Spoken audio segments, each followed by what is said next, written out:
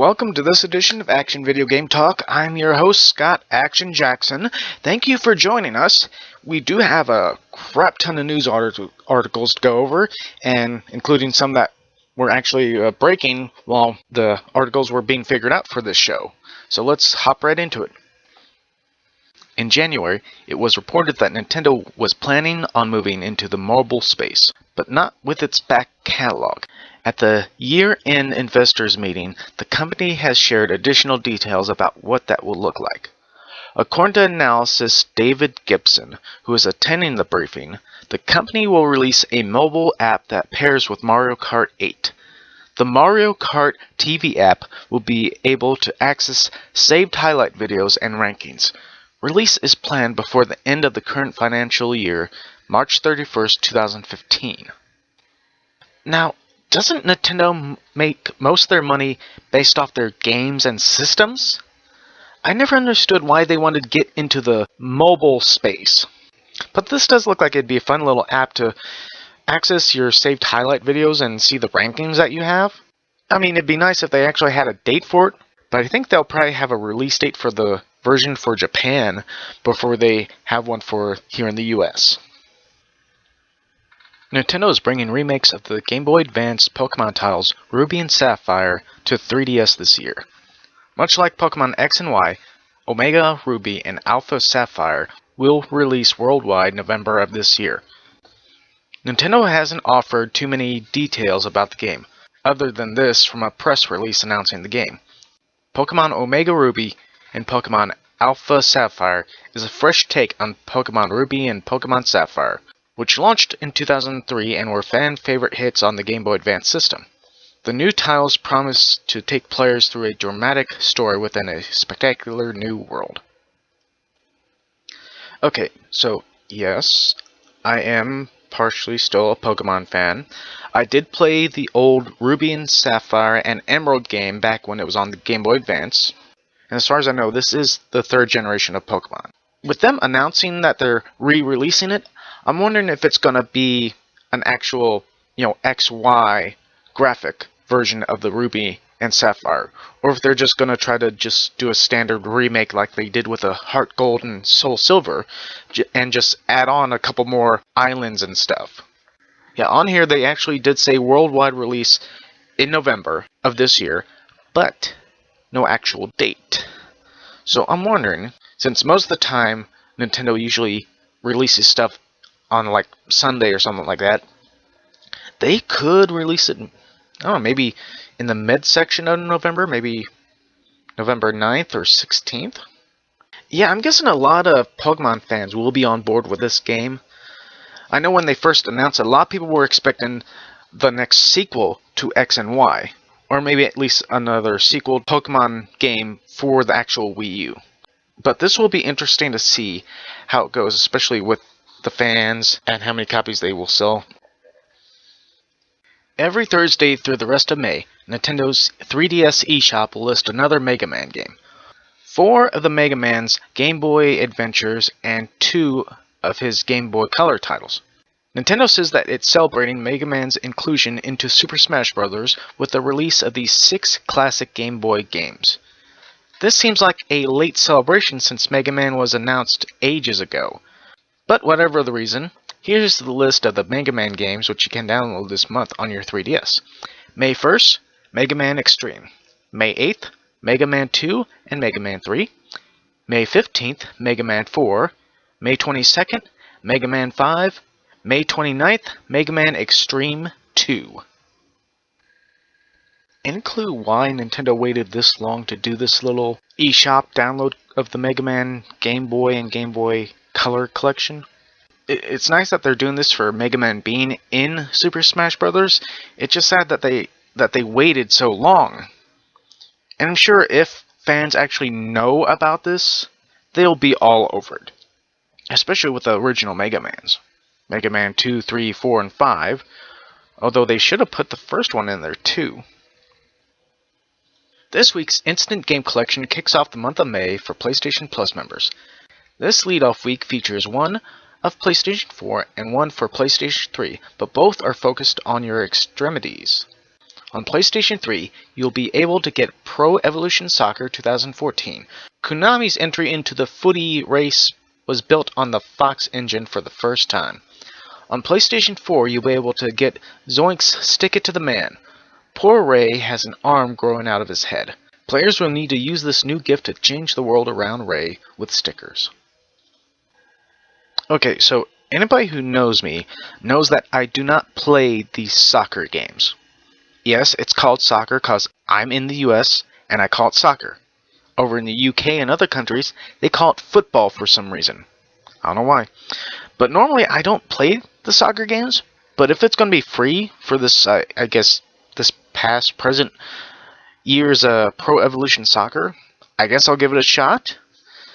It's nice that they're using the Fox engine that they also used in the Metal Gear Solid 5 Ground Zeroes game. But yeah, I'll give it a shot, I'll give it a try. And PlayStation 4's little Stick It to the Man game looks crazy. So I'm sure that'll be a fun little game.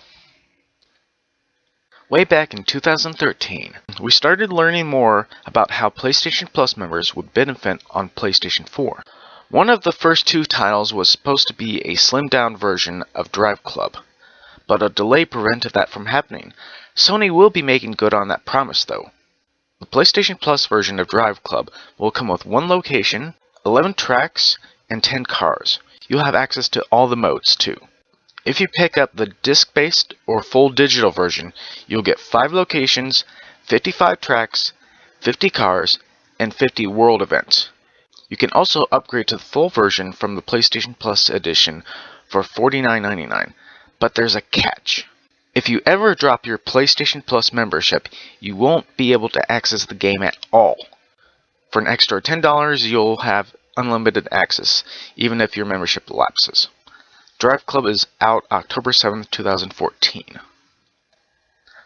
Okay, so we do have details as far as the two different Drive Club editions. We got the PlayStation Plus, which is the slim, very slim version of it, and then we got the actual official retail version, or retail/digital version.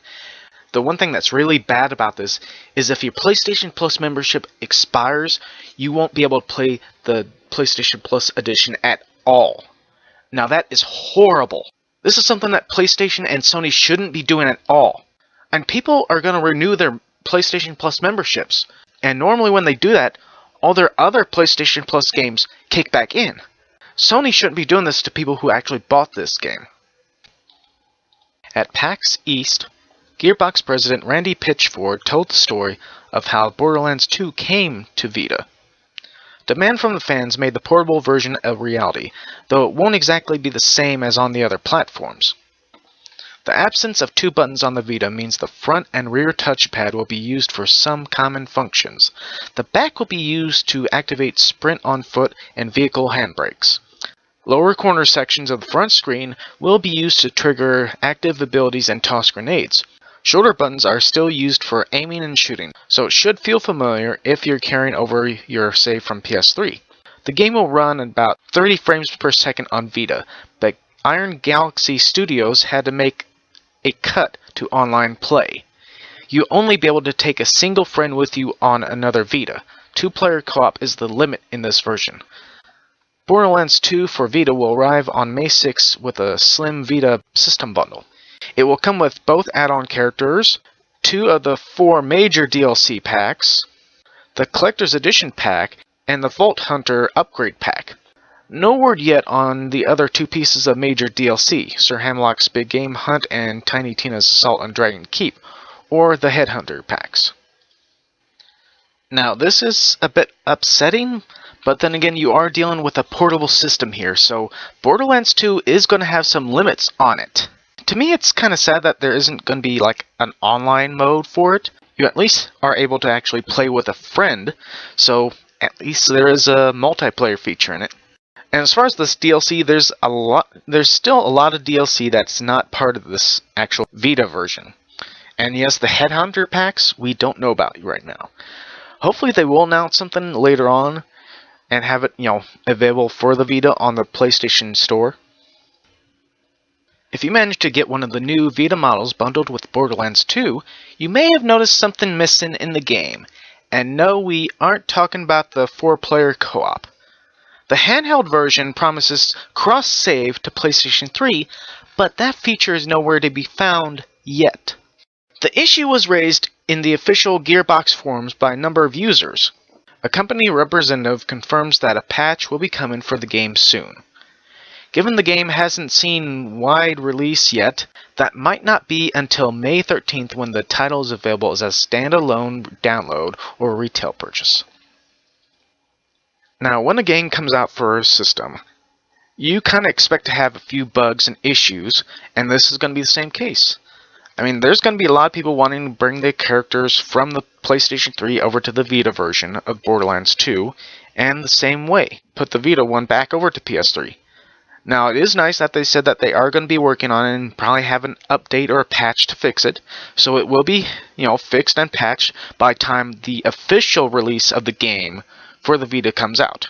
Because right now, it only just came out with the Vita bundle. Console firmware is no longer a static thing. As hardware manufacturers release new software updates, our consoles slowly evolve. This is a good thing, because Microsoft's Xbox One voice recognition has been a finicky beast, but an upcoming console update aims to fix that. Microsoft's next round of improvements for the Xbox One firmware includes a new sound mixer for Snap apps, which lets you select the volume levels of different apps when you're using Snap. The update will also allow users to get opt-in to a speech data collection initiative, which will allow Microsoft to take samples from real users and add them to the company's voice recognition algorithms, which should help improve the Kinect's voice recognition. Once this update becomes available, players will be able to install the update at their leisure, selecting the update under Settings and then System Update. Microsoft did not release a specific release date for this update, but the official announcement did say that it would be coming soon. Now, making updates and patches that do help an actual system is always a great thing, especially with this Kinect voice recognition. I mean, we all know how bad the 360 Kinect was. So it is nice that they are trying to enhance the Kinect on the Xbox One and make it a lot better. Suda 51's spiritual successor to Killer 7 is coming to PC with a new subtitle later this month. The game will be available on PC on March 23rd, and the Nightmare Edition subtitle adds a few new wrinkles. It includes the new Nightmare Mode difficulty, where enemies can only be defeated using certain attacks, a Theater Mode, which lets you rewatch cutscenes and find out more details about the assorted characters. It will also include a Smooth Operator Pack, which has X-ray glasses, new outfits and beauties, and a new mission and boss. To me, Killer is Dead seems like an interesting little game, but the question about this Nightmare Edition, is it going to be a retail version that's going to be re-released, or is it going to be just a digital download like add-on for the Killer is Dead game on the PC? 2K has produced and is preparing to release a documentary film about the recent partnership with the Academy of Art University, giving students a chance to create a BioShock short film. Around this time last year, 2K announced that it would be working with the Academy of Art University to allow students the chance to make an animated Borderlands short film and an interview for an internship with Gearbox. The documentary film follows that event, but is also meant to be an examination of the popularity of video games. The film will be available to watch for free on May 8th on Machinima's Twitch channel. After that, it will be available May 9th to 11th through Xbox Live on Machinima's app. And finally, on May 12th, it will post to Machinima's YouTube channel. Now, I remember hearing about this little students working on an animated short about Borderlands. The documentary covering that event and also examining the popularity of video games, they're probably going to find out that video games are really, really popular. A new report suggests that a deal is in the works for EA to stream its games to Comcast customers. The technology would use Comcast's X1 set-top box. Multiple sources have shared details that would see EA's library of games available to come to Comcast's 22 million customers. The X1 box already offers apps and an interface that would enable such a setup. EA has already staked its claim in the PC space to directly distribute titles using its Origin platform. This would be another way to deliver content to users with equipment already available. Comcast and Time Warner are currently working to cement a merger that would leave the entity 78% of the market share in the United States. It will also give EA a direct pipeline uninhibited by trolling, a concern of potential changes to net neutrality rules. Yes, I know I accidentally said trolling instead of throttling, and saying throttling would have been a lot worse. But as far as this whole EA Comcast and streaming games to TVs, I don't really like that. It does sound, like futuristic technology being at work here, which it is, but I don't like the idea of additional streaming gaming. I mean, Sony is still working on their PlayStation Now, which is they've probably been working on that for maybe quite a few months now. But this, I don't like this idea of, an actual cable company partnering with a gaming company to stream video games. But that's just me. Capcom has released a few more details on some extra features coming to Ultra Street Fighter 4 outside of its fighting mechanics. In a post on the Capcom Unity blog, it is revealed that players will be able to practice their combos, etc., while waiting for new online matches to begin. Players will also have the option to enable the offline battle log, which will allow Ultra Street Fighter 4 players to save replays of their matches even if they are played offline. Capcom is also adding the ability to upload replays to YouTube, so you can broadcast your best work. Now, for those fans who've actually played Street Fighter 4 and have had to go online and wait a long while to go into your actual match, this is a nice little feature for you to go and practice your combos and moves before the match begins. And this actual feature to record/upload your replays to YouTube is a fun little feature. It looks like Disney will be getting the jump on Activision this fall as the war of the toy-based games heats up. This year, we will see a new version of Disney Infinity with Marvel superheroes, and a new Skylanders game that puts players in control of villains as well as heroes. Activision has announced last week that Skylanders will be out October 5th. Disney Infinity Marvel Superheroes will arrive in September.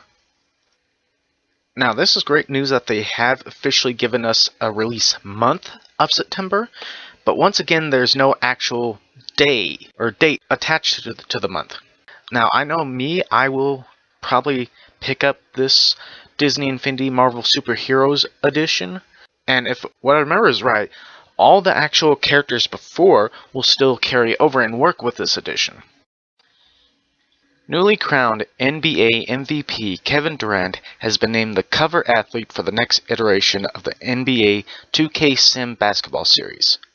It's something that I've been longing for a while, Durant said on the conference call announcing his cover appearance, and I'm just grateful for the opportunity.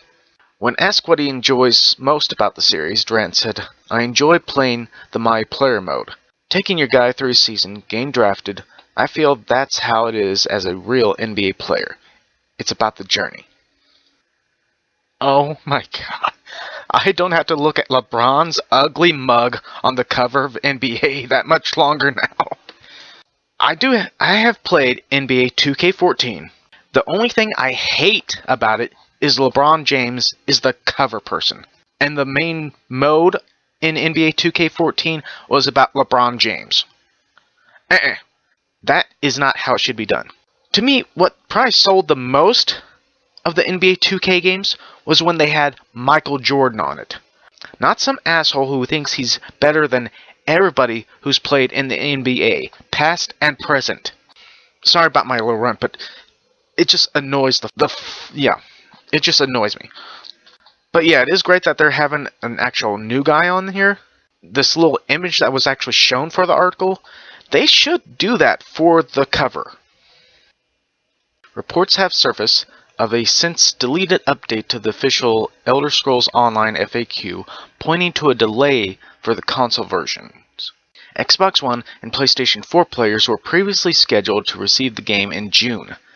Bethesda has confirmed that the Xbox Elder Scrolls Online is delayed for PlayStation 4 and Xbox One. The company assures that it is working as quickly as possible to get the game to console players, but that could take up to 6 additional months. The delay stems from integrating the MMO system into each of the online networks run by Microsoft and Sony. We continue to work on the console versions of ESO, and game development has been progressing steadily. But we are still working to solve a series of unique problems specific to those platforms. A statement on the company's official website reads, "Integrating our systems with each console manufacturer's networks, which are both different from the PC Mac system as well as different from each other, has been a challenging process. As a gesture of goodwill, Bethesda has made an announcement with both Sony and Microsoft to get players into the game now on PC with a discount on console versions when they are released. If you purchase Elder Scrolls Online before the end of June, you'll be eligible for a full version of the game on PlayStation 4 or Xbox One for only $20, payable when those versions are available. This includes the ability to transfer characters over and another 30 days of game time." Now, this bit of news is going to piss off a lot of console owners who want to play the Elder Scrolls Online game, as far as the game being delayed for the PlayStation 4 and Xbox One. This gesture of goodwill, I don't know if this deal thing is only going to be through Bethesda or if it's going to be through stores as well.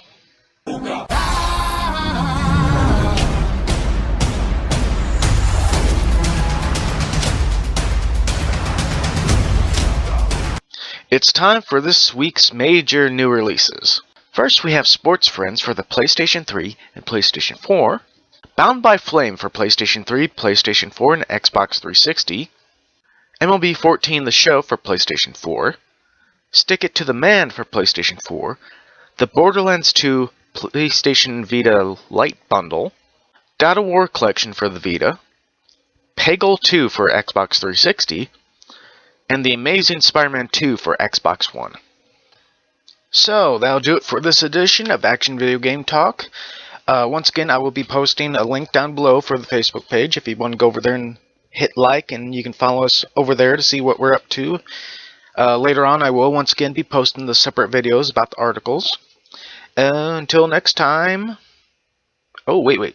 There might be something new coming as far as Action Video Game news.